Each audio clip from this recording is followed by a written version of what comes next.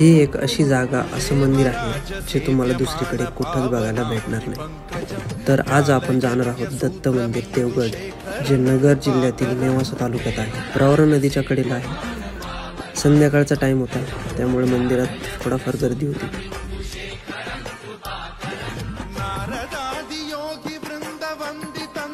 मंदिराच्या मुख्य कमानीतून आतमध्ये गेल्यानंतर गौमातेचं दर्शन घेतलं आणि मुख्य मंदिरमध्ये गेलो, जे आहे दत्त मंदिर।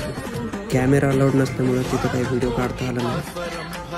त्यानंतर श्री किसनगिरी बाबा यांच्या समाधी मंदिराचं दर्शन घेऊन प्रवरा नदीच्या घाटाकडे गेलो आणि संध्याकाळचा टाइम होता, म्हणून तिथला व्ह्यू खूप मस्त होता। नदीच्या पाण्यात खूप सारे मासे होते। याचं कारण असं की तिथं मासेमारी करायला परमिशन नाही आहे, आणि हेच एक कारण होतं की इथं खूप सारे मासे आहेत।